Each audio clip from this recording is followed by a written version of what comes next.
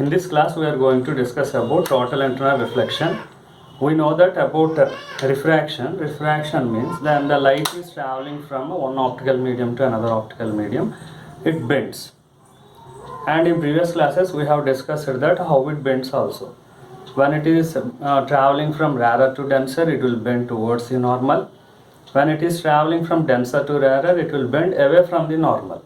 If you consider a situation here the light, here we consider two mediums here, rarer medium and a denser medium. Rarer medium and a denser medium. The light is traveling from optically denser to rarer medium. The first ray indicates that when the light ray is traveling from optically denser to rarer, it refracts away from the normal. It bends away from the normal. So this is the angle of incidence and this is the angle of refraction. And if you consider the second ray, this is the incident ray, and the refracted ray will make angle 90 degrees to the normal in the rarer medium, or the boundary separating the two medium. Interface, we call this as interface. So whenever the refracted ray makes an angle 90 degrees to the normal, then the incident ray is called as critical angle.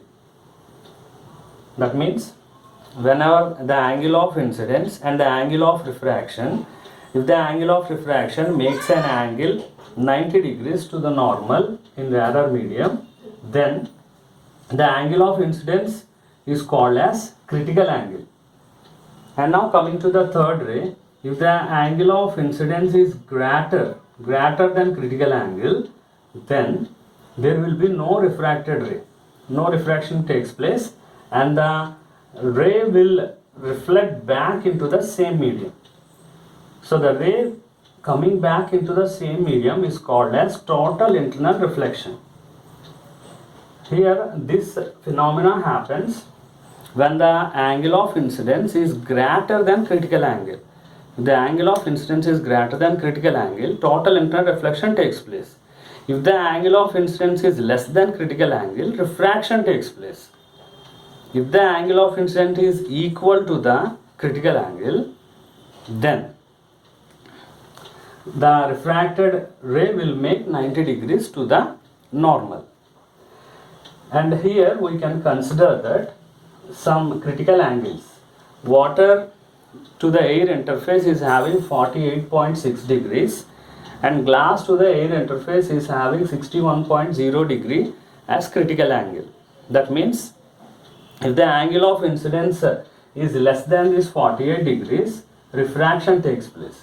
If the angle of incidence is greater than this 48.6 degrees, total internal reflection takes place. In the same way, in a glass medium, if the angle of incidence is less than 61 degrees, refraction takes place. If the angle of incidence is greater than the 61 degrees, total internal reflection takes place. So we can consider like that. And here, this is the angle of incidence and this is the angle of reflection now. If you consider the refractive index n, medium, this is 1 and this is medium 2. So medium 2 to medium 1 is given as medium 2 in the sense, medium 2 is nothing but, you consider this ray, critical angle, sin C. Sorry, medium 2 by medium 1. Consider this as medium 2 by medium 1 and 2 by n1. That is nothing but, here n2 is nothing but the critical angle. That means we know that sin I by sin R is constant. That is Snell's law. And here sin I, angle of incidence, is nothing but the critical angle, sin C. And sin R, this is the angle of refraction, sin R is nothing but sin 90. So sin C by sin 90 value 1.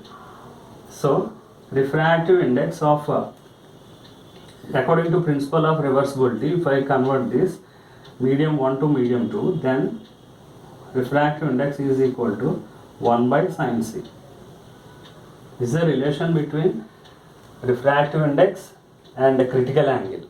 So to find the critical angle of an object, This is the formula we will use for finding the critical angle. And this is refractive index. Or if the critical angle of an object or glass is given, then we can find the refractive index of that particular medium, glass or water, whatever it may be. So this is all about total internal reflection, and total internal reflections are having so many applications, like air bubble in a water appears shining due to total internal reflection. And the brilliance of the diamond, if you observe a diamond, it have a lot of shining. The shining is due to the total internal reflection, and due to this total internal reflection only, mirages are formed in deserts and on roads on hot summer days. And we can consider, if you take a glass of water, the upper layer of the water appears shining due to total internal reflection. So like that, there are so many consequences of total internal reflection. And looming in cold countries is also possible due to this total internal reflection. So due to that looming, images are formed. So this is all about total internal reflection. Thank you.